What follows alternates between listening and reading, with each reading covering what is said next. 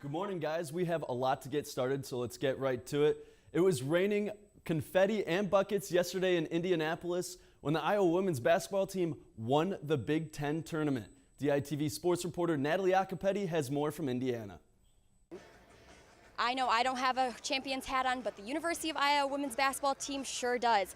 After defeating Maryland in the championship round of the 2019 Women's Big Ten tournament here in Indianapolis, what can I say about Iowa? They 100% deserved this win.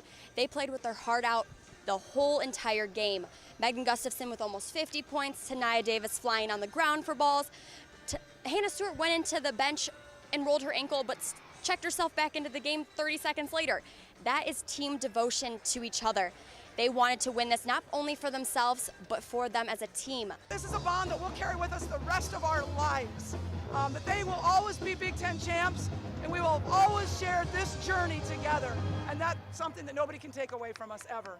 No, without a doubt, this was the most important. Every single game is important, but this one meant so much. This is what I wanted coming into Iowa. I wanted a Big Ten championship, and I just couldn't be more proud of how our team played, and it's a dream come true, that's for sure.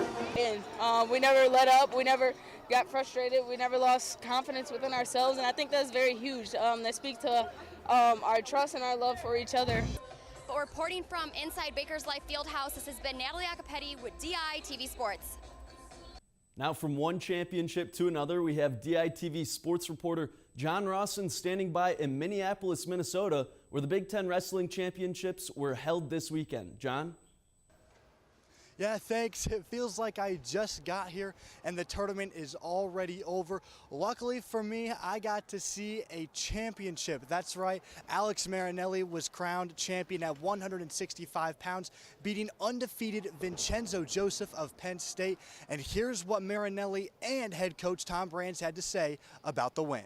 It kind of solidifies what I've been working for, and it makes a statement, and that's what I kind of like to do, is make a statement and get my name out there. And hey, like I said, if your name's out there, they know how to spell it, right? A lot of people don't know how to spell a lot of names, but if your name's out there and you're looking them up, then you know how to spell them, right? And so the only way to do that is to win titles. So. Good. We're 2-0 against that guy, and that's a good wrestler. And we wrestled a high-paced physical match, and we scored a lot of points. The Hawkeyes will look to use this performance and many other good ones throughout the tournament, and in particular Session 4 when they head to Pittsburgh, Pennsylvania for NCAAs in less than 2 weeks. But that's all I have for you in Williams Arena. Back to you in the studio. Thanks, John. And moving on to our final state featured in this All Around the Midwest Sportscast, the men's basketball team was in Lincoln yesterday to take on Nebraska for their final regular season game of the year. Joe Wieskamp missed this early layup here, but Luka Garza was there for the putback and the priceless reaction. Garza had 25 on the night, and that was the lone bright spot for Iowa. The Hawks gave up 16 points to the Huskers in the final 47 seconds of regulation, and Iowa ended up falling in overtime in this one 93-91. We didn't execute like we wanted to down the stretch. And we had a bad turnover and didn't wall off Palmer a couple times when he drove to the basket. I just think we didn't do what was necessary to hold that lead. And we had 11 turnovers in the second half, and you can't do that when you want to, hold on to a lead, and especially on the road. We just have to move on and learn what we can. We did a lot of good things tonight. We were up 10 most of the game. Started out the second half really well. Watson hit some tough shots. Palmer hit some tough shots. It's just one of those nights.